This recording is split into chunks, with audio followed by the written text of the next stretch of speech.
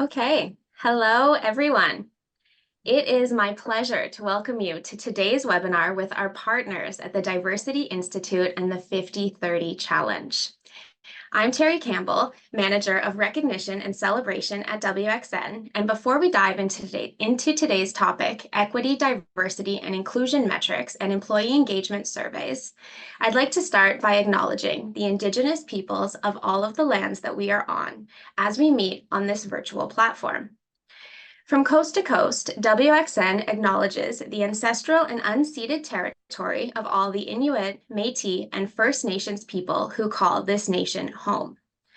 I'd like to personally recognize that I am speaking to you from Toronto, which is on the traditional territory of many nations, including the Mississaugas of the Credit, the Anishinaabeg, the Chippewa, the Haudenosaunee, and the Wendat peoples, and is now home to many diverse First Nations, Inuit, and Métis peoples. I also acknowledge that Toronto is covered by Treaty 13 with the Mississaugas of the Credit. Now, before we move on, I'd like to take a moment to reflect on the significance of land acknowledgements. While they may sometimes be perceived as mere formalities, they carry a profound importance. They serve as a reminder to acknowledge the historical wrongs and injustices inflicted upon Indigenous peoples and their lands, encouraging us to confront and learn from the mistakes of the past. More than just words, land acknowledgements represent a commitment to fostering reconciliation and collaboration. By expressing gratitude for the land we inhabit, we recognize our interconnectedness with the environment and the Indigenous communities whose stewardship has preserved these lands for generations. It's essential to approach land acknowledgements as an ongoing journey rather than a one-time acknowledgement. They signify a commitment to ongoing dialogue, understanding, and learning, paving the way for meaningful reconciliation and mutual respect. And as Dr. Sukir pointed out last time, it is a journey and not a destination. So thank you for taking that moment of reflection with me. We're here today because data matters. It's not just numbers on a spreadsheet. It's the voice of our employees reflecting their experiences, perspectives, and challenges. What we measure, how we measure it, and how we use what we collect. All of these elements are part of a robust EDI strategy that's grounded in evidence and real employee experiences. Measurement can help us identify the gaps, biases, inequalities, and challenges that exist in our organizations. It can help us set goals for meaningful improvement and track our progress at every step of the way. It can guide us as we create and promote impactful initiatives, expand access and opportunity, and attract new markets. Measurement can also demonstrate your commitment to EDI through the way you use your data. It's a vital tool that enables organizations to build a stronger workplace where all employees feel like they belong, where everyone has equal opportunity to succeed, and where people across all dimensions of diversity feel safe bringing their full selves to work. It's clear that data is powerful, but it isn't always easy to manage. What data do you already have? What data are you missing?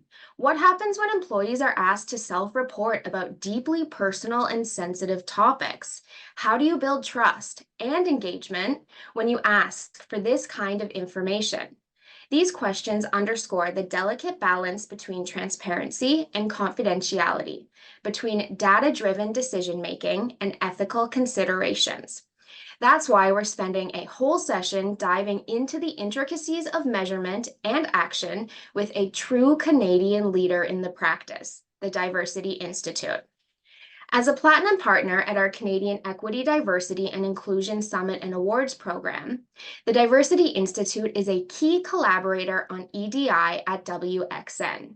Founded in 1999, the Diversity Institute conducts and coordinates multidisciplinary research that promotes equity, diversity, and inclusion as the key to Canada's competitiveness. Their action-oriented, evidence-based approach is advancing knowledge of the complex barriers facing women and non-binary people, Indigenous peoples, Black and other racialized people, persons with disabilities, immigrants, and 2S and gender and sexually diverse people. The Diversity Institute is the research lead for the Future Skills Center, leads the Women Entrepreneurship Knowledge Hub, and is an ecosystem partner in the Government of Canada's 50/30 Challenge. To lead our session today, we're joined by Dr. Wendy Sukier, founder of the Diversity Institute, academic director of the Women Entrepreneurship Knowledge Hub, and research lead of the Future Skills Center. She is the co-author of the bestseller, Innovation Nation, Canadian Leadership from Java to Jurassic, and former VP of Research and Innovation. Wendy has been recognized with the Harry Jerome Diversity Award, the Bob Marley Award, the Canada-Pakistan Business Council's Female Professional of the Year, the Metropolis Research Award, the CATA Alliance Sarah Kirk Award for Entrepreneurship and Innovation, and a WXN Canada's Most Powerful Women Top 100 Award. She has been named a YWCA Woman of Distinction, one of the International Women's Forum 2020 Women Who Make a Difference, a Woman of Influence, and one of the 100 alumni who shaped the country by the University of Toronto. So Wendy, thank you so much for joining us today. The floor is yours. Thanks so much for having me, Terry. And I'm always interested in your commentary because it's WXN has really reinvented itself, and really grateful for the commitment not just to advancing women, but taking that intersectional approach. I think it is so very critical. And I am going to try to share my screen. I have a lot of stuff today. And I'm going to try to clean up my screen as well. Has that come through? Can you see my screen? Okay. I have a ton of, some days I look more like a professor. I have a lot of slides and a lot of stuff. But I'm going to jump over a lot of it really quickly to make sure there's time for questions and answers, and you will have the whole deck with, we tried to pull examples. My team did a really good job at pulling examples of how real companies are doing some of this work, so it's not too theoretical. So just by way of introduction, some of you have heard me speak before. Biggest thing about the Diversity Institute is, I guess we're big, so we have about 100 and some odd full-time staff working on different dimensions of diversity and inclusion. We're involved in the 50/30 challenge and some other things Terry mentioned. But we're in the business school. So some of you have heard me say this before, that shapes our orientation to this issue.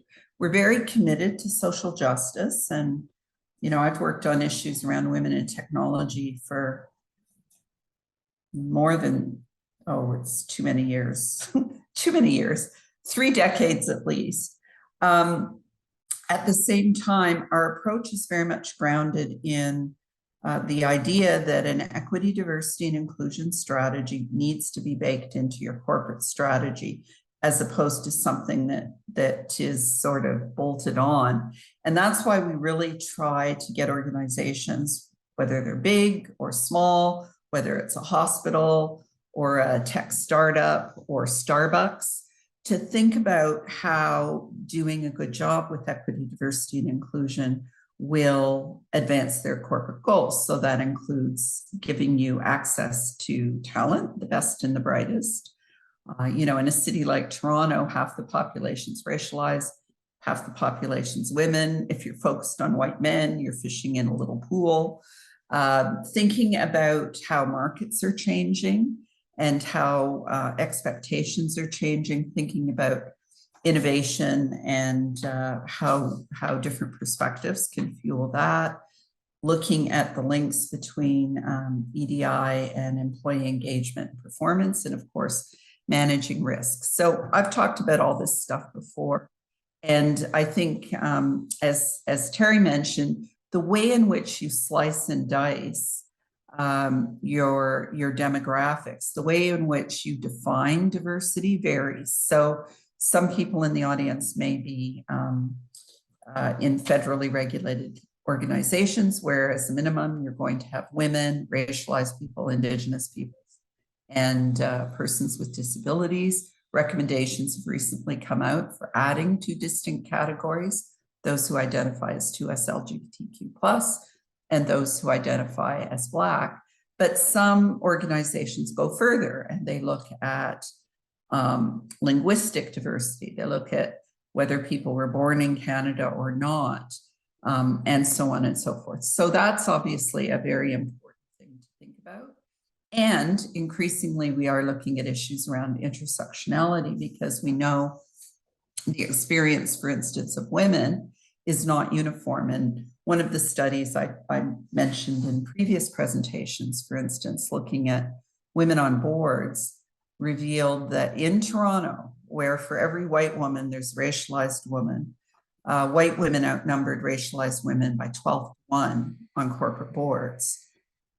You know, just let that sink in terms of the level of underrepresentation of racialized women. And you can search and replace women with disabilities, Indigenous women, and so on. Sometimes, and we'll talk more about self-identification issues, sometimes it's a function of how people identify. I know, for instance, after the discovery of the unmarked graves in Kamloops, someone I knew was Indigenous, a very prominent Bay Street lawyer, self-identified for the first time. He wasn't as old as me, but he was at least in his 40s. And he had very deliberately concealed his identity for all those years because of the stigma, because of what he had observed in terms of racism and so on. Didn't even take the free tuition he could have had to get him through law school because he didn't want to be marginalized. So those issues around when people feel they can identify or not become very, very important. I know, you know, another case, again, it was a man, but I think this is true of women as well, worked on Bay Street and went out with his buddies every Friday night. And told them he didn't drink because he was a recovering alcoholic. In fact, he was Muslim.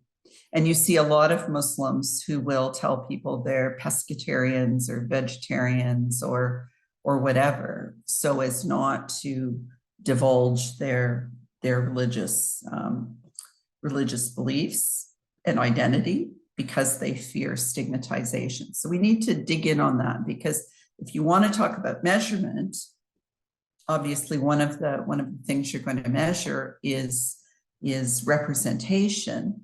And in order to measure representation, you need people who are willing to self-identify.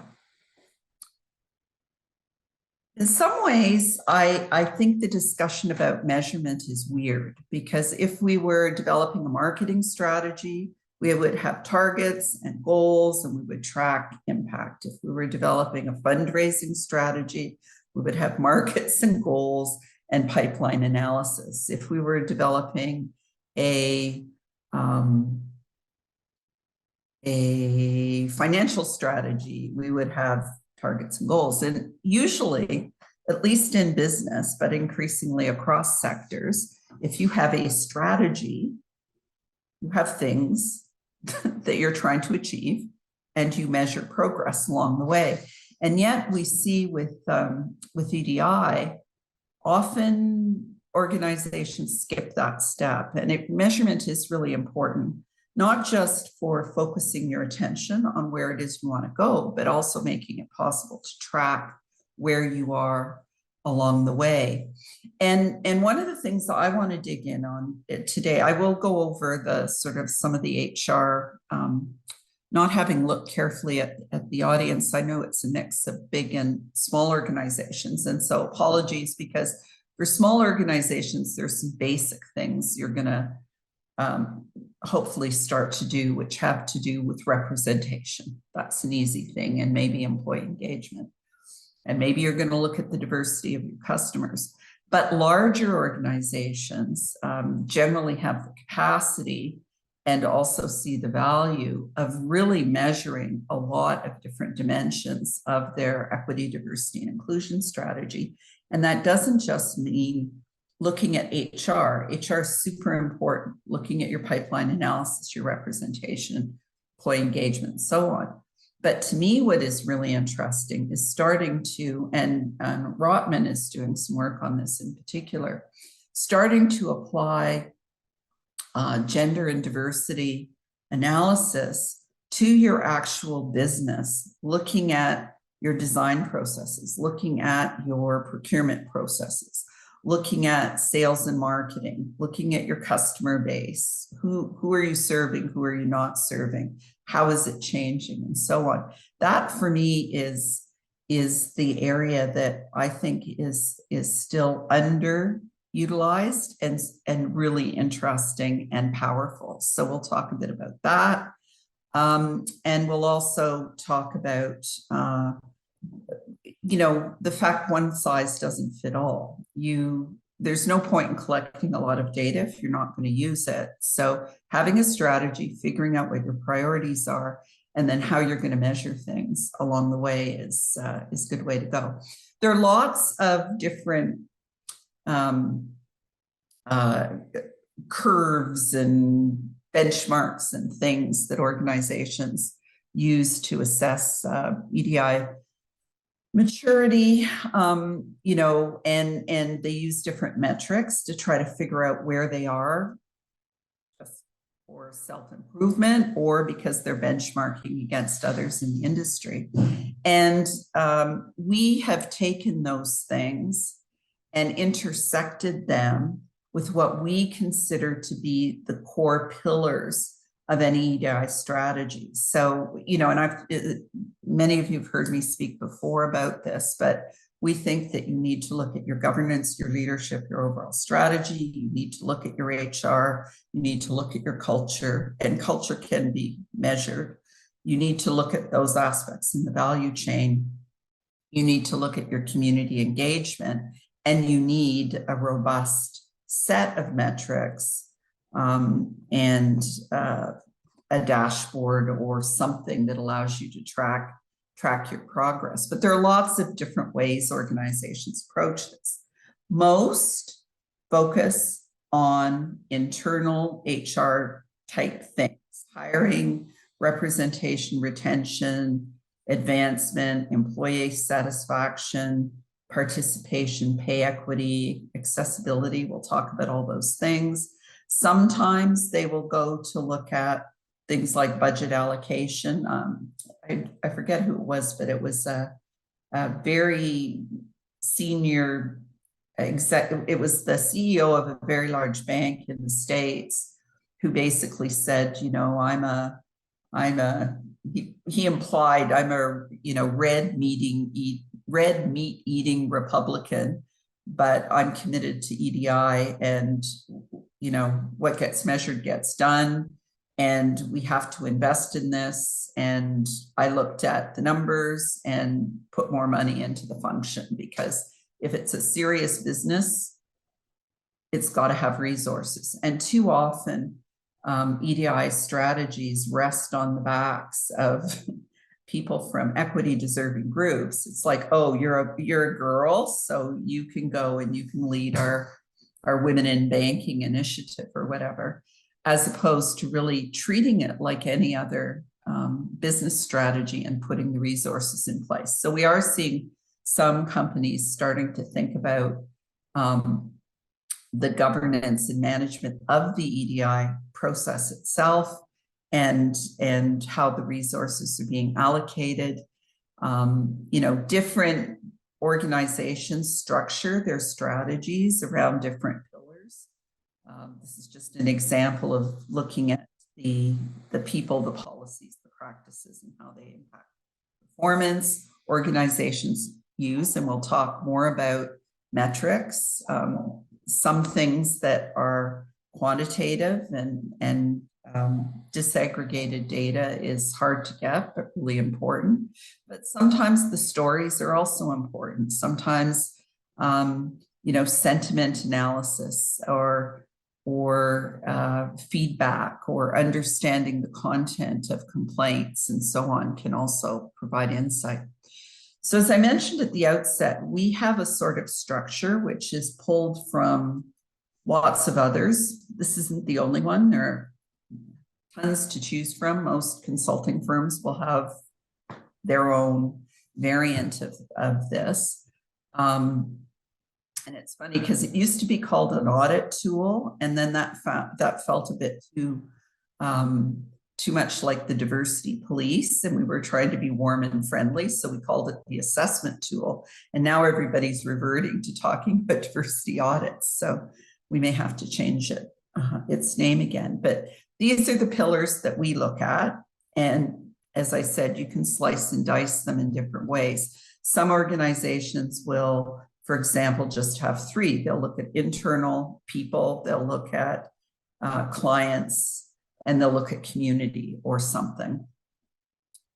So when it comes to governance, leadership, and strategy, obviously, because we're proponents of the 50-30 challenge, we're very committed to getting organizations, at the very least, to start looking at the demographic composition of their boards and senior leadership roles, and to start to set targets. It may be far from gender parity, maybe not very diverse, but if you don't think about it and actually look at it, you're never going to move forward.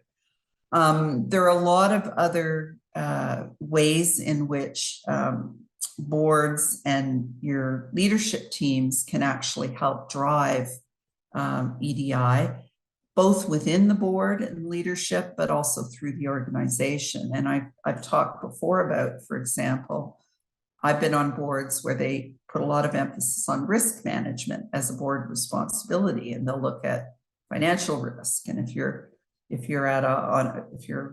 chair of a hospital board, they'll look at legal risk. They'll bring forward information about lawsuits and so on, and the probability that they will be resolved or not.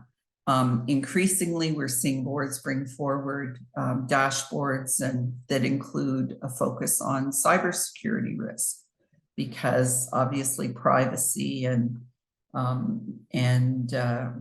data security are key. And we've seen lots of organizations in trouble because they've not taken appropriate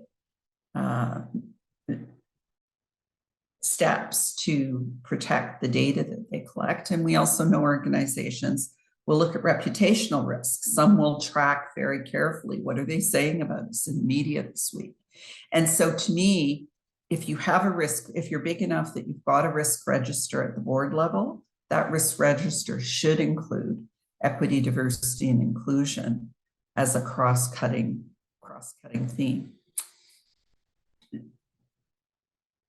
Who's at the table matters, representation matters, diversity matters. I know a lot of people say, oh, we're now beyond diversity and we're focused on inclusion. Of course, that's where we want to go, where everybody feels valued and included.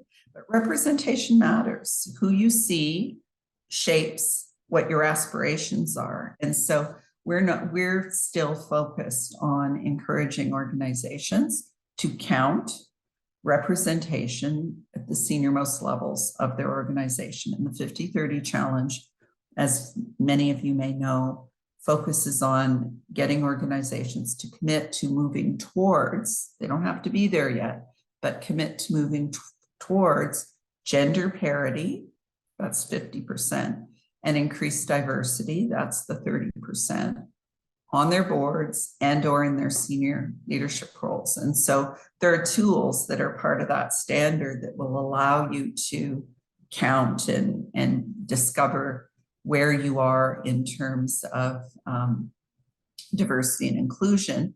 And some will argue that we have to measure more than demographic diversity, that when we're looking at skills matrices, for example, you'll have demographic diversity, but then you will also have other forms of diversity in terms of skills and experience. Organizations increasingly are starting to count who is in this at various levels in the organization. And what's interesting is if you look at this particular example, what it shows very clearly is look at the black portion is, or whatever color that is at the bottom, is the proportion of white men. And you can see very, very quickly that at the entry level, only 35% are white men, but at the top of the house, it's 62%. And conversely, when we look at white women, when we look at women of color or men of color, that picture is reversed. This is a very important thing to look at. You don't just look at representation across the organization. It's very important to look at that pyramid and see if the people at the top are representative of the people lower levels. And there are lots of tools increasingly that are available to help you develop a matrix that suits your purposes. And the presentation has some examples that you can consider. The other thing is to think about who's in your various committees and what the demographic makeup is there. There are lots of examples of organizations that at the most senior level set clear targets. So this is Maple Leaf Canada. I guess it's fairly recent. And they're very explicit and they share the data. That's the other thing. Transparency is important. One thing to collect data and analyze it. It's another thing to share it and say, this is where we are, this is where we're going, and you can hold us accountable. So just look at this one for a moment. They have said that they want to advance women representation across all employees. Looks like it's relatively stable. Women representation at the manager level or above, and they're aiming for 50% by 2022, which is a goal that they are open about not having met, even though it looks like they're moving in the right direction. They track their employee resource groups. We'll talk more about that. They track the number of initiatives that they have, and they look at their philanthropic activities and where the money goes. Now, we could spend quite a lot of time unpacking this, but it's just an example of a real company that is committed to advancing equity, diversity, and inclusion, and has identified some specific goals and objectives and tracks and reports. And I will let Sarah interrupt me at any point along the way if there are questions or comments. And I'd really encourage you, especially if you're from companies that have already done some of this work, please feel free to post, we're awesome, we do this, or yes, we should do this, or no, we don't do this, how can we do it? Because we would like to get your feedback. So obviously, big focus for EDI is on HR and the whole pipeline, the design of jobs, how we recruit people for those jobs, how we hire them, how we train them, how we promote them, and frankly, how we exit them as well. And the questions that you ask at each stage of the process, and the diversity assessment tool has some of those questions, also need to be matched to goals and targets.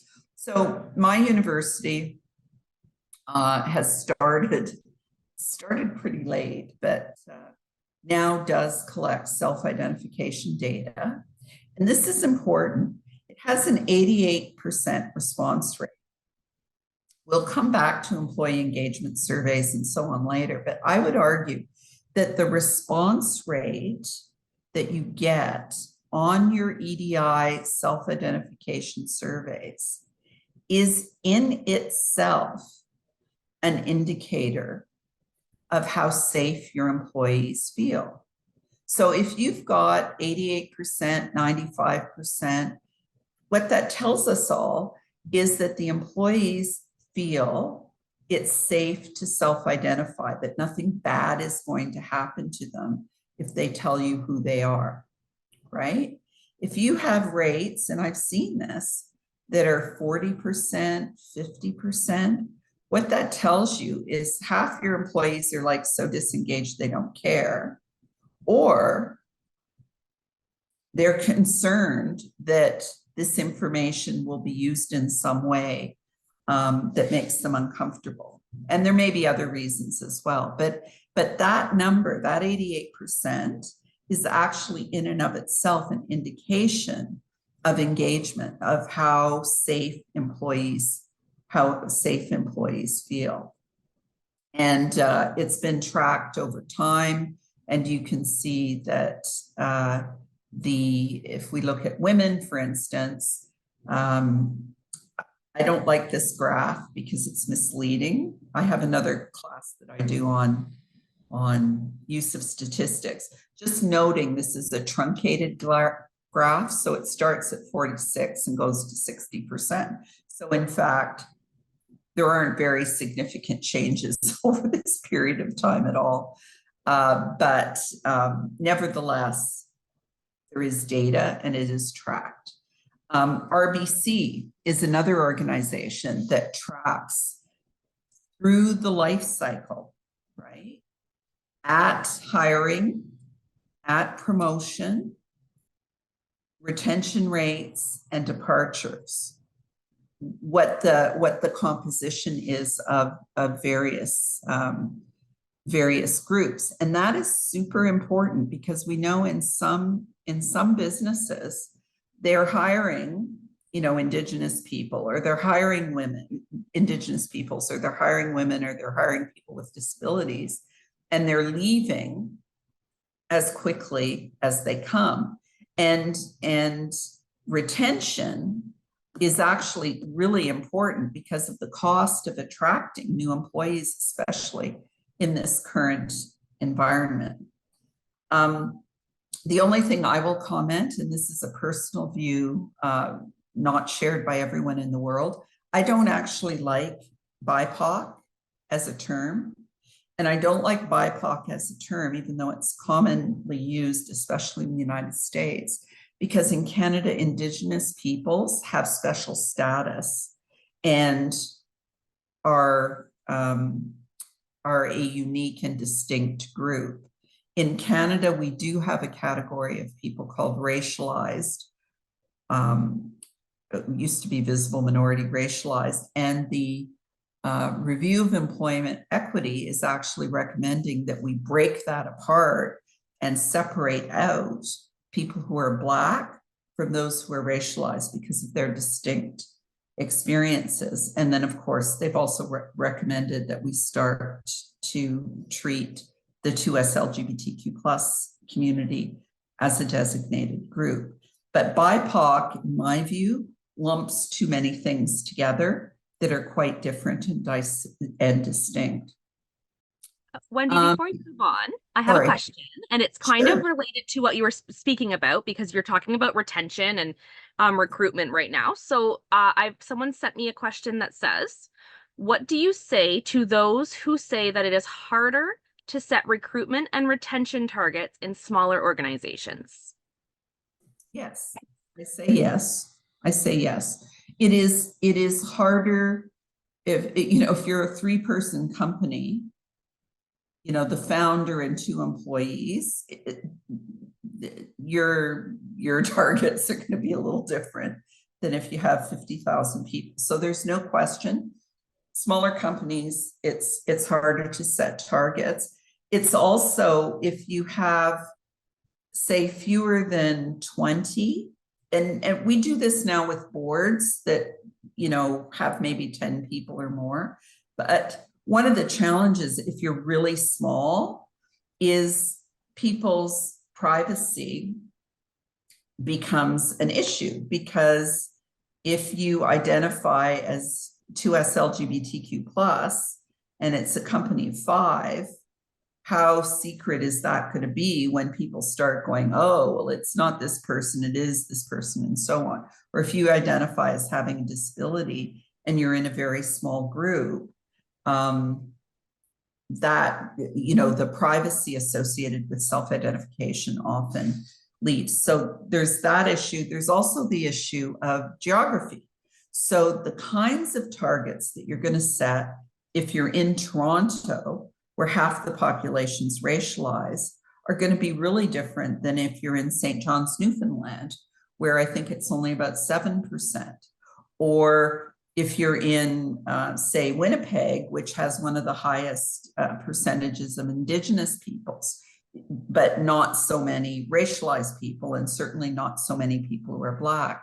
So that's the other thing that we have to recognize, is that I would argue that in general, percentage of women is fairly consistent.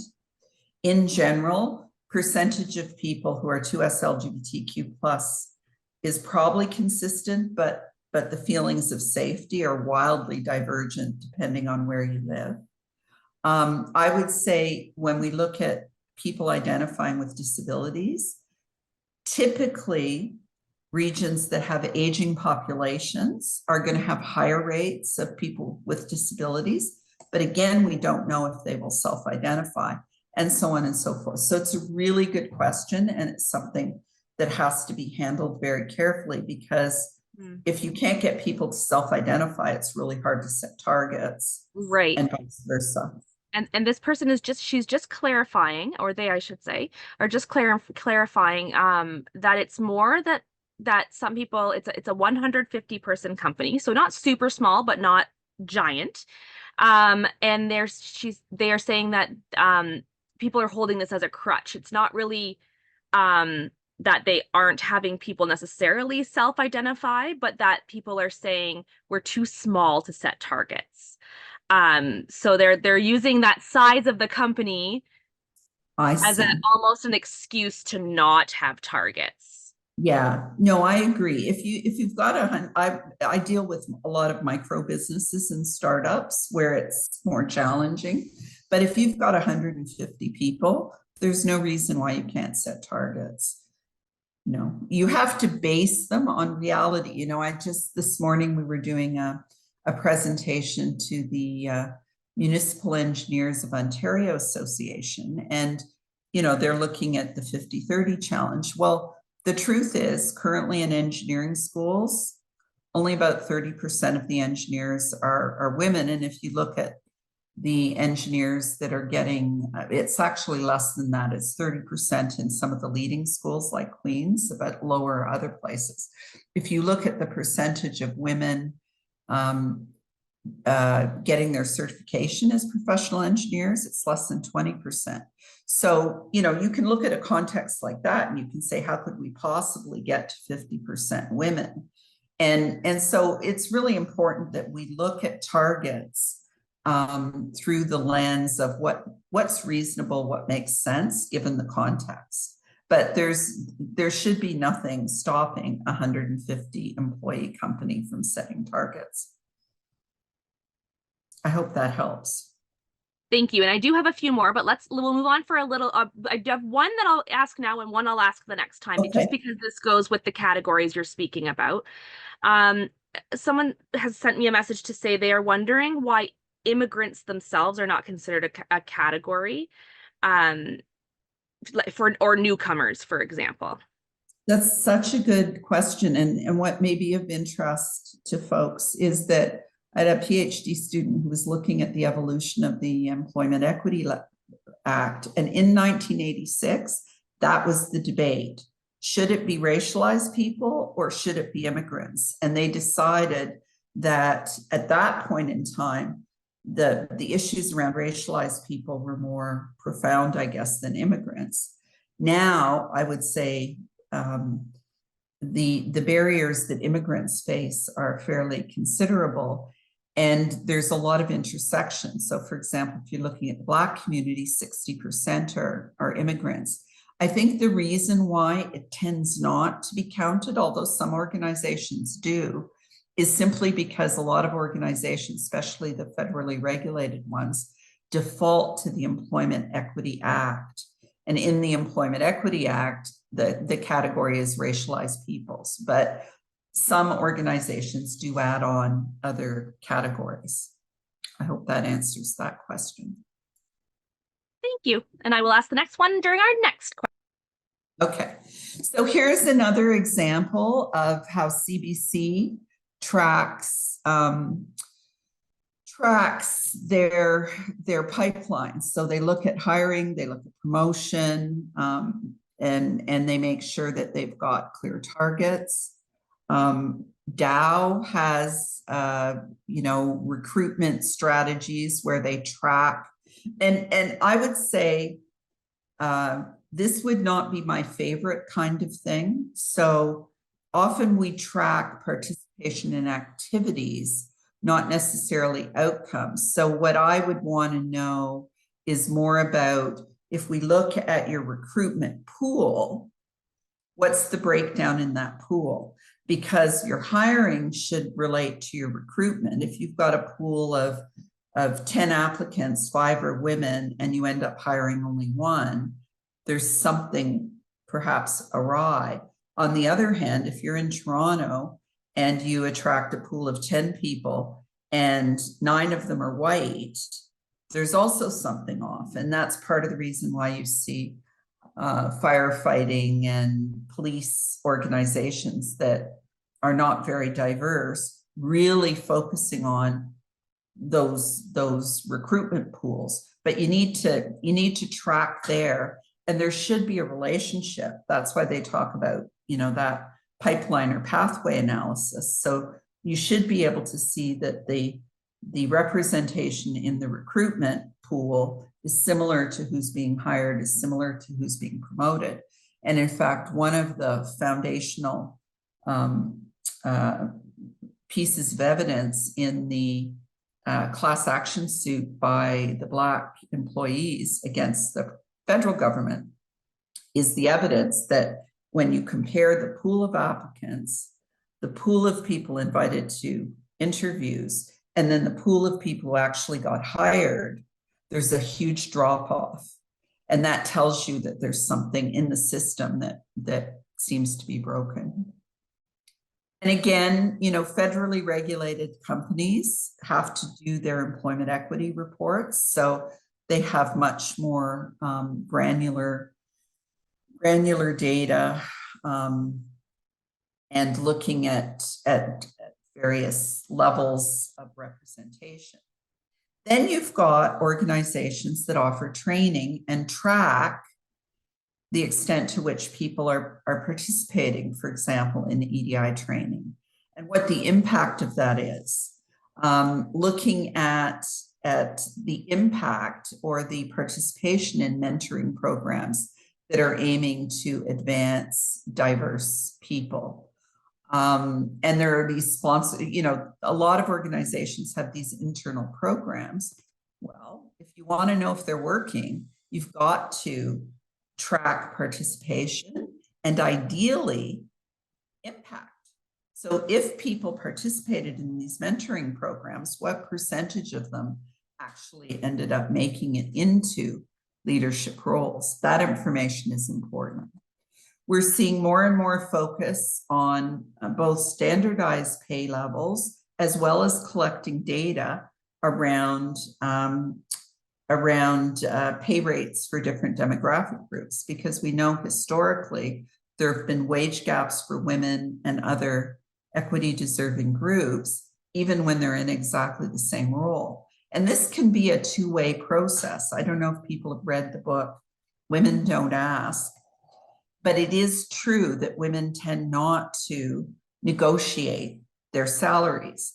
It is also true that when they try to negotiate their salaries, they may get themselves in more trouble because they're going against the expectations for their gender.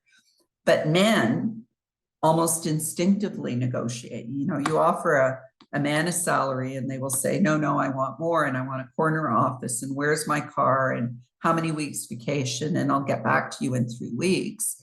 You offer a woman a job and she'll go, oh, you like me, you really like me, thank you so much, I am so grateful. And so there is there is a piece of this that has to do with negotiation, but increasingly organizations are eliminating that from the formula and being much more transparent about what pay scales are and what people are earning. You know, some do it through pay grids, which allow a bit of flexibility, you know, a few $1,000s. And some are actually starting to publish how much people are getting paid and the breakdowns between men and women, and so on. Termination stats, really important. And this is something that came out for me during COVID, because we had a vaccination policy at the university where you had to prove you'd been vaccinated by a certain period of time, or your contract wouldn't be renewed, or you'd be suspended or whatever. And I'm sure there are people on the call who were in organizations with similar policies. What I observed was a disproportionate number of the people who were not vaccinated were not obviously resisting vaccination for sort of ideological reasons. They were often Black and often scared. And when you think about the history of, you know, injecting Black people with syphilis to see what would happen, you think about the distrust of healthcare systems and systems generally, it isn't surprising that some communities would be more resistant to having vaccinations than others. And it isn't because, you know, they haven't been marketed to. It has to do with their very real lived experience with the healthcare system. And so in particular, you know, organizations that laid people off because of their COVID vaccine regimes really need to look at who was affected. And there are a number of lawsuits that actually have been launched claiming discrimination. But just generally, you want to make sure that your retention and your terminations are not disproportionately falling on some groups. And we've seen a big exodus of women, for instance, from leadership roles over the last few years, and people have different theories about why that is. But those are also stats that organizations really need to keep a handle on. And, you know, Rogers, I thought this was really amazing that it was public, right? Rogers is actually publishing its termination metrics to look at what the results are. And there are lots of different tools increasingly that are available to track some of this information. I'll stop here for a moment and then we can talk a bit about self-identification. Are there any questions or comments, Sarah? There are. So I have a couple. One of them actually, thank you, Luciana, is answering a question that was further information about small businesses. So she's going to help out. But I do have a couple here. One of them is, has there been a discussion on how the naming of tools like case for diversity, audit, assessment, the setting of targets, the notion of affirmative action and programs, and the fact that women and race seem to be the focal point versus things like disability, geography, neurodiversity, how that affects those diverse employees within an organization, meaning oftentimes we feel that we are not chosen because of merit. Does that make sense? So it looks like the question, and I'm not going to name the person they've asked to remain anonymous. So if they can clarify a little bit more if I'm not correct, it looks like the feeling of being chosen because of these programs as opposed to being chosen because of merit. Yeah, and that is, that is often the argument that, and often the perception. My argument is actually the opposite. If you are not choosing diverse people, you are not getting merit. And therefore, by being more intentional about it, because we know that systemic discrimination and exclusion are real, by being more intentional about it, you're actually leveling the playing field. It's not that you are picking people who are less than, it's that you're recognizing that there has been historic disadvantage and barriers. And just by being more intentional, that's the foundation of equity. So equality is different than equity. Equality is you treat everyone the same. Equity is that you treat people fairly. And I think that's really important. But we see it all the time, even in academia, where people pontificate about diversity and inclusion. You see it all the time in discussions of research, like, oh, well, no, that's all very nice, but, we are scientists and we have to be scientists, or we're engineers and we have to be engineers. And so we don't consider equity, diversity, and inclusion. Well, what happened? What happened with the design of safety systems in automobiles because they decided they didn't need to think about gender? More women get killed. What happened when they developed the first voice recognition systems? Didn't think about gender, and the systems didn't recognize women's voices. What happened when they developed all this facial recognition stuff, or even the taps that are supposed to turn on when your hands are under them, and they didn't recognize skin colors that weren't like mine, right? So one of the things that we work really hard on, and you can search and replace and go on, but one of the things look what's happening to the airlines right now, because they're doing such a crap job of accommodating people with disabilities, like the impact on their reputation. It's not just that people with disabilities think that they're horrible, right? It's that other people think they're horrible as well. And that's one of the things I think that's so important here, is that sometimes people feel like they're catering to a special interest group, right? Well, persons with disabilities now are, depending on how you define it, how broadly, how narrowly, probably at least 20% of the population, maybe even 25, because more people are self-identifying for episodic mental health issues and so on. But more than 55% of people in the province of Ontario have a relative with a significant disability. And so I may not be on the autism spectrum, but if I hear a story about your store mistreating an autistic child, that's going to have an impact on my views of the work that you're doing. So I think we have to get away from the idea that there's a dichotomy between excellence and inclusion, or between diversity and merit, and recognize that if you don't have diversity, you do not have merit. If you don't have inclusion, you do not have excellence. And that's whether you're a grocery store or a research institution. And I think there's good research to support that. But I know that when we're out there trying to do this work, that's the argument we always get, or I like women. Women are great. My wife's a woman. My daughter's a woman. But, we advertise, none applied. Can't help it. Not my fault. We just have to be more intentional. And then, thank you, Wendy. And then one last question before we move on. A really interesting one I never thought about. It says, this person agrees that DEI should be looked at onboarding and tenure and offboarding.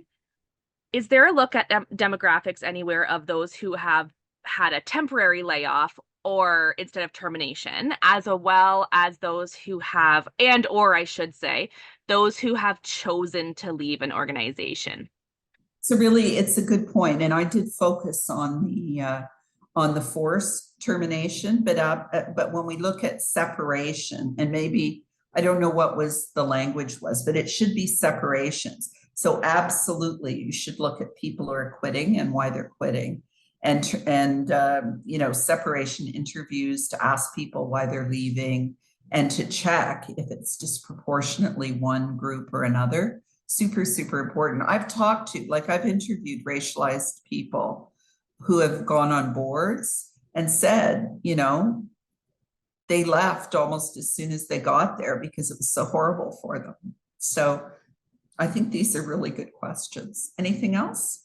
That's everything so far. We've been keeping up with them, but keep the questions coming, everybody. They are great. So, you know, the issues around self-identification have to do with the threat, feeling that you'll be stereotyped and so on. And I was hired, for example, at the university through an affirmative action program because my PhD is in information systems. There weren't a lot of women. They were trying to increase the representation of women. And I'm like, I don't care how I got in the door. I got in the door and I'm not leaving. But there are people, and we know that, for example, a number of institutions have undertaken this notion of cluster hiring. So rather than hiring one Black faculty member who is the one Black faculty member and the only, they've made a deliberate effort to hire 5 Black faculty members to ensure that there's a critical mass of mutual support based on, you know, lots of evidence that suggests that's important. But it does also, you know, when organizations go out with targeted hiring and recruitment, it does also make people feel vulnerable. But, you know, my view is if I can get in the door, I'm getting in the door. However, I got to get in the door. If you want people to self-identify in the application process or even during the hiring process, you've got to make them feel comfortable that the information will not be used against them. It has to be anonymous. And it has to be clear why you're collecting the information. I had a weird experience recently where I self-identified as part of a project I was going into. I self-identified, and someone came to me, emailed me right after and said, "Oh, you're one of those. Would you please, can we have a 1-hour meeting so you can tell me all about how we can accommodate those people?" I have to say, even though I work in the EDI space, it made me really uncomfortable because I thought I was doing an anonymous self-identification. I didn't think I was setting myself up to be the spokesperson for a particular identity group. And so, you know, these things have to be handled very, very carefully, and it has to be very, very clear who's going to have access to the information and what they're going to do with it. Lots of, you know, a lot of work went into the TMU self-identification surveys. And I know I worked on the first one in the provincial government, and it was a massive, massive campaign to try to reassure people that the information would not be misused, that it would be handled carefully, and so on and so forth. And sometimes first time out, you know, the participant rates are low, and then if the organization handles the data well, is transparent about their goals, objectives, and so on, next time maybe more people will self-identify. So I want to move now to talk about culture, because culture, you know, I think it's well recognized that that, as Drucker said, culture eats strategy. But a lot of people think of culture as this kind of amorphous thing, and it is. It's really, really, really hard to get your arms around what culture is. Representation, you can count, and you have the issues of self-identification or not, and the categories and so on, but it's pretty tangible. Trying to get at a corporation's culture, really, really challenging. And yet, and this came from, I was asked by the auditor generals of the world or the country or the something to talk about how you audit culture. And increasingly auditors, who I think of as being counter accountants, are looking at audits of culture, because what they have come to recognize is that culture is often the root of all evil. When they find problems in organizations, often it comes back to values and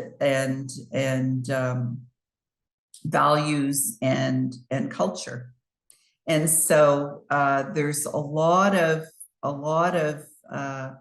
attention being focused on this now. So I wanted to talk about it, because when we think of inclusion as distinct from equality, which is treating everyone the same, equity, which is treating people fairly, inclusion is about people feeling they belong and are valued. When we start to talk about inclusion, it's all about culture. It's all about culture and values. And so, there's a lot of work that's been done to try to identify what we see in terms of culture, the rituals, the symbols, and so on. The formal documents that articulate the culture, the mission, the values, the norms, and so on.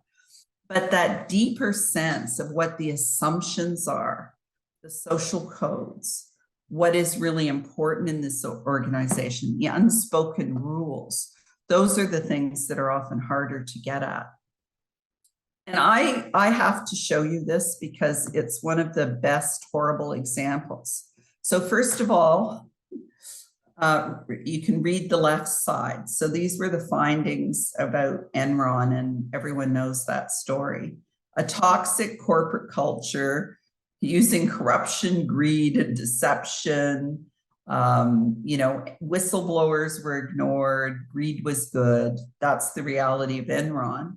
And then on the right side, look at the values that they had posted on the wall. So corporate culture is not about the words on the wall. Corporate culture is about the reality that underpins the words on the wall. And we see a lot of cases. We see a lot of Enrons in the EDI space where they wave the rainbow flags and they talk the talk, but the reality of working in those organizations is very, very different. And so, as I mentioned, some of this work we're doing on culture came out of this notion of the importance of auditing culture. When we think about where we look to try to assess culture, obviously there are policies and approaches, and you need formal policies. We talk to a lot of boards and organizations where they say, oh yeah, we look for women. Oh yeah. As I said, we love women. My wife's a woman, women are good. But they don't actually have any kind of formality or in their policies around, representation on the board or the skills matrix, or they don't have harassment policies. They don't have anything that's formal. Those things are clearly important. And one of the things you can track is, do they exist or not? It's like a 1 or a 0. Training, I mentioned before, there's a lot of debate about training and its actual impact.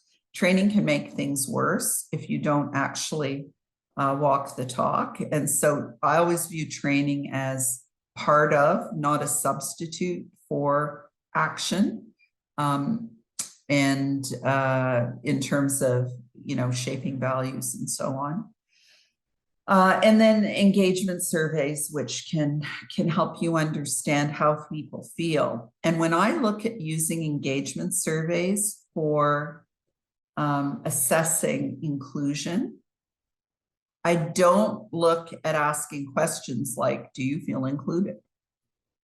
You can ask those questions. Do you feel valued? Do you feel included? Have you experienced discrimination? Those things indeed are important. But what is more important is having disaggregated data about the experiences of employees with coworkers, with their supervisors, with what they see as their opportunities and so on. So instead of asking someone directly, you can ask the direct questions. Do you feel you've been discriminated against? Have you experienced racism? You know, have you been harassed? You can and should ask those questions. But there are other indicators as well of how different segments of your population are experiencing the organization. And so when we talk about measurement and culture, there's actually a lot of stuff that you can measure. You can look at the policies, whether they exist, whether they're complete, whether they've been updated. You can look at engagement surveys, look at reward systems. You can look at knowledge. You can do pulse surveys, ask people questions, you know, what do they know about AODA compliance in the province of Ontario. You can look at participation in activities, you can look at reputation, and so on and so forth. And so, you know, it's one thing to have a policy, it's great. We have a harassment policy. It's another thing to look at its implementation. How many complaints have there been? Is there any pattern to the complaint? How have the complaints been resolved? And don't assume that the number of complaints is the indicator. That if you have a lot of complaints, it's a bad culture. And if you have no complaints, it's a good culture. It's like bicycle thefts reported to the police. There are no bicycle thefts reported to the police. Doesn't necessarily mean there are no bicycle thefts. It can mean that people don't feel the police are going to do anything. So the actual number, you have to be careful about how you interpret some of these metrics, but complaints, the goal is not to get rid of complaints, right? Because if no one feels safe bringing forward a complaint, that tells you something that may not be good. So you have to handle this stuff carefully, but you need to think about all these different things. I'm a big believer in employee engagement surveys and making sure that the data is disaggregated. I think you should also not just ask people to check boxes, but you should ask them to share experiences and views. And that's true with whether you're dealing internally with engagement or you're trying to understand the engagement of communities, of citizens, of your customers. Again, you know, we worked on a project for a police organization where they said, oh, yeah, we want you to do survey of our community organizations, except they gave us the list of community organizations they were going to let us talk to. And, you know, oftentimes people are not going, if your citizen survey isn't representative of the population you are serving, that is very, very important. And so the disaggregated data really counts. You know, people said, oh, we did an employee engagement survey and, you know, 80% of our employees are happy.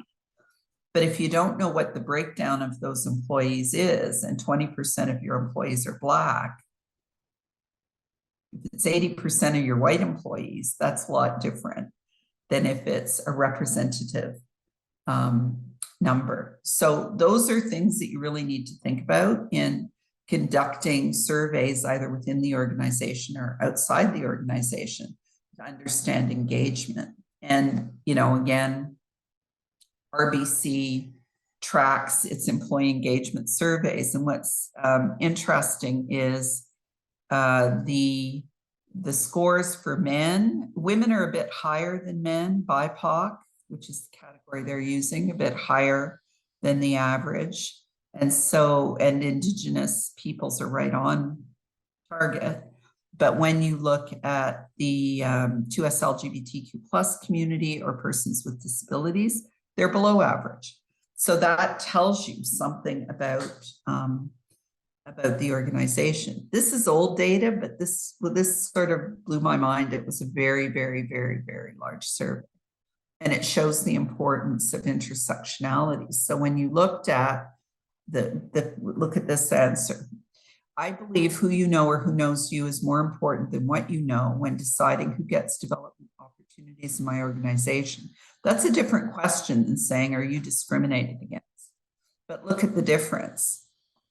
54% of white men don't think that's a thing, compared to 72% of racialized women. That's a big difference. Or in my organization, people tend to recommend people of their own ethnicity for high visibility assignments. 9% of white men think that's true, compared to 33% of racialized men. They're working in the same places, but their perceptions of what's going on are very, very different. And that tells you something important. So do questions around your experiences of discrimination. And the point of this is just to reinforce the importance of disaggregated data. This was pre-COVID. We would now see in the Chinese community much higher levels of reported discrimination.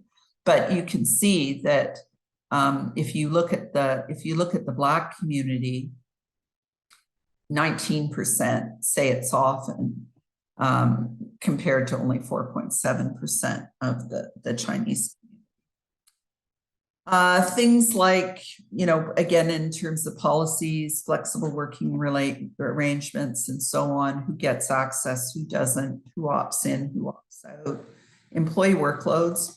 I heard a really amazing thing recently. When I started my career, I worked as a subcontractor in a couple of consulting firms, and you were basically cannon fodder. I mean, if you could work 300 hours a week, they would make you work 300 hours a week. Now, I can't remember who it was, but now someone who was an articling student at a major law firm, her boss was called on the carpet because she had logged more hours. She'd logged too much overtime, which was almost the exact opposite of what would be tracked when I started my career, which is, more billable hours, the better. Now, a lot of forward-thinking large corporations are actually recognizing that overtime and overwork contribute to mental health issues and burnout and so on, and are counterproductive over the long term. So more attention is being paid to overtime and so forth. Another example of a well-being portal that is and use. So another example of an organization that is tracking. It's not just rolling out programs to support EDI, it's tracking engagement and how people are experiencing those things. Looking at awareness and knowledge, not just recording training, but actually periodically assessing people's awareness of policies and processes can be helpful. We have questions, in our diversity assessment around how you can do these things well, but you need to have those measures associated with them all. Often organizations will track participation and satisfaction. So it's okay. It's not the same as impact, but it does give you some sense of who's coming out for those team building activities, and are they representative of the population. A lot of organizations focus on employee resource groups, for instance, and levels of participation. And what was interesting is if you look at the bottom point, ERG participants reported 13 points higher overall satisfaction with the organization than those who didn't participate.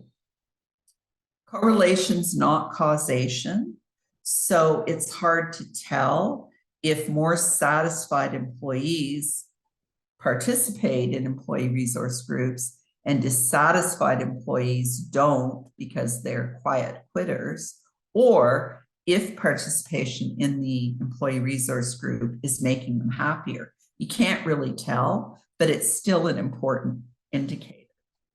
And then there's reputation. And I love this because it is so weird in some ways. So Glassdoor and these various platforms allow employees to rate their companies. It's not, it's just one other data point, one other data source, but I'd encourage you to look up your company. And the indicator here is, would you recommend the company to a friend? So look at the results. Google, which you might expect, 88%, RCMP, 62%, maybe not surprising. Twitter, this was just after Elon Musk took over, down the toilet. Look at the Canada Revenue Agency. 88% of people who had worked at the Canada Revenue Agency would recommend it. And similarly, the other thing I think is really interesting about this is the relationship between recommendation of the company as a place to work and approval of the CEO. So again, Google, CEO 85%, RCMP lower. She exited shortly after this. Twitter in the toilet. But look at CRA. Bob Hamilton, the guy who sends us those threatening notes, pay your taxes or else, you're overdue or else. That would be me. 89% approval rate of the CEO at Canada Revenue Agency. So just another indicator of how the organization is seen. And of course, this has a profound impact on whether people will want to work in the organization. We blocked out the names here, but we've done sentiment analysis for organizations, looking at Twitter and what people say about them and whether they're happy or sad or positive or negative, because again, this affects not only will you do business with the organization, but do you want to work there? And there are lots of tools that you can tap into to give you these sorts of things. I'll pause there for a moment. Sarah, are there any other questions or comments? Nothing yet, but I've just put a request for final questions so that we can catch you before you have to run off. Okay, so I just wanted to, I'm going to wrap up very shortly, but I wanted to encourage you all to really also think about metrics that apply to your value chain, that apply to your core business, that apply to the services that you're delivering. And I've done a fair amount of work in healthcare, education, but other places as well, where it's really important to understand how customers think about the organization, how you're designing products and services with a gender and diversity lens, how you're marketing and supporting those customers, clients, whatever, and even your procurement policies. So supplier diversity, very, very important indicator of whether an organization that says it cares about EDI is actually putting its money where its mouth is. And, again, lots of businesses and increasingly government agencies are starting to set targets and report on them around supplier diversity, what they're spending on diverse suppliers, how many certified diverse suppliers are engaged, and so on and so forth. University of Toronto is starting to look at gender analytics for inclusive design. And, we for a long time have talked about inclusive design. Often it's been focused on accessibility for persons with disabilities, but now there's more focus on gender, and the International Standards Organization has metrics around that stuff. If you're in the media sector, looking at representation in the media, how your product is designed and is it reflective of the communities you're serving. Those things become very, very important. What stories are you telling? Whose stories are you telling? What are you telling about? We've done a lot of analysis, for example, of representation of racialized people in the news. And there has been since the murder of George Floyd, there has been a substantial and measurable difference in the stories being told about Black people. We now see way more stories about Black politicians, about Black leaders, about Black entrepreneurs, and so on, and not just, you know, athletes and entertainment and crime as the focus. Like, it's, you can measure it, you can track that stuff, and thinking about your marketing and your outreach and who's represented. We did a study of representation in the Globe and Mail a decade ago now. And what we found is all the stock photographs were white. So the hand holding the cell phone in the business section was white. The photograph of the family going on vacation was white. So those sorts of things, we have a whole thing on, you know, diversity and inclusion in marketing. You can measure that stuff.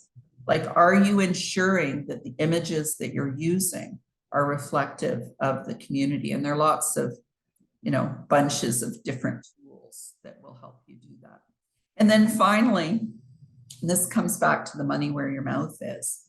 And we did a project for Rogers, and one of the things they wanted us to do was benchmark them against others in the sector in terms of their philanthropic corporate social responsibility investments in diverse communities. So you can track that stuff, right? Where's your money going? Who are you investing in? Who are your partner organizations? If you have internships for students and relationships with post-secondary institutions, as a lot of organizations do, are you ensuring, are you asking, are you demanding that a proportion of those interns that the university provides you are women, racialized, Indigenous, and so on? Because that's the biggest way to drive change, right? Is using your clout as employers, as investors, as donors to get post-secondary institutions to pay attention. And so there's lots of, you know, the Globe and Mail has an internship program for interns. They track the information because they know that that's partly the pathway into their organization, but pathway into the industry. And lots of individuals and lots of organizations spend a lot of time doing outreach in the community to get girls to think about engineering, to get Black kids to understand that they have lots of options, and so on and so forth. Tracking that stuff, hugely, hugely important. And as I said, some organizations track their corporate social responsibility investments based on which communities they are investing in. So, you know, what I would say is measurement is really, really important. Setting targets, really important, because what gets measured gets done. And some things you can count, but sometimes the stories are also important and need to be tracked. And with that, I will thank you all for your attention and stop sharing my slides. Thank you, Wendy. There aren't any other questions that have been submitted, but the questions that were submitted were amazing. So thank you all for taking that time. Wendy, do you have, before I pass it over to Gary, do you have anything else you wanted to share at all before I sneak a WXN person in there? Not at all. And I think, I'm hoping, first, the presentation will be available, and there are a number of posts. I'll stick my email in here as well, just in case there's any follow-up questions folks might have. And thank you very much for having me, as always. Thank you so much, Wendy. I think I speak on behalf of all of us here today when I say thank you so much for sharing your expertise with us. If you'd like to explore more of what Wendy and the Diversity Institute are up to, head over to torontomu.ca/diversity, where you'll find their research, reports, events, and more. At WXN, we're also interested in measuring reporting on equity, diversity, and inclusion in Canadian workplaces. Our recent report, Moving Beyond Progress to Create Bold Change, offers the latest update in our 10-plus year investigation on the representation of women in corporate Canada. And our EDIB intern report, featuring Wendy herself, overviews a variety of ongoing EDI trends and topics, including demographic data and how it's shared within your organization. That's not all, because we're diving even deeper into the topics from our intern report. Exciting updates are brewing, so don't forget to follow us on social media to be the first to know when our next report releases. That's at WXN on X, formerly known as Twitter, at WX Network on Instagram, and at WXN Events on Facebook. Looking forward, we're getting ready to unveil the details of our annual Canadian Equity, Diversity, and Inclusion Summit and Awards. Set to take place on May 22nd at the Metro Toronto Convention Centre. It's a full-day event positively brimming with insights directly from our community of CD Award winners, EDIB thought leaders, and members of our Diversity Council of Canada. Excuse me. One ticket grants you access to the summit as well as the awards luncheon, where we celebrate the tireless effort, inspiring success, and ground-shifting impact of those who redefine our future. Tickets go on sale soon at wxnetwork.com. And speaking of recognition, nominations are open right now for our 2024 Canada's Most Powerful Women Top 100 Awards. We want to know about women who radiate boldness through self-understanding and acceptance, the legacy of freedom they cultivate, the inspiration they spark in others, and the ripples of confidence and resilience they spread throughout their organizations and communities. If you know someone who embodies this Be Bold mindset, or if you embody it yourself, submit your nomination at wxnetwork.com and make 2024 a year of boldness that will forever be remembered. With that, I'd like to thank Wendy and the Diversity Institute for sharing both their invaluable insights and their helpful tools with us. And to all of you participating, thank you for joining us on this journey today. When we come together to learn, we pave the way for real and lasting change. See you again soon, and I will hand it over to Sarah.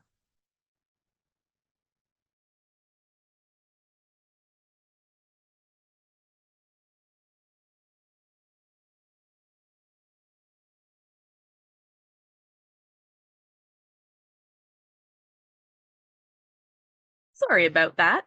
I have a couple of things to share before we finish up for the day. The first is that we do, if you are not familiar with them, we have Monday Mojo sessions. Our Monday Mojos happen on Mondays. Right now they happen from 12:30 to 1:30 Eastern Time, as well as 2 p.m. to 3 p.m. Eastern Time. We have co-hosts who choose wonderful topics to facilitate discussions about. We would love to see you there. Come learn as a network and help each other out and learn some things to take away. If you are not yet a member of WXN and are interested in being a member, the cost is $150 for a year, and there is a monthly option as well. We want to thank our corporate partners for everything they do in partnering with WXN, their commitment to diversity, and for their commitment to working with us as we work towards a more diverse workplace and more diverse world. Thank you so much for participating today. We look forward to having you at future events. If you need anything from us, you are more than welcome to contact me. I am available at soakley@wxnetwork.com. Thank you very much, everybody.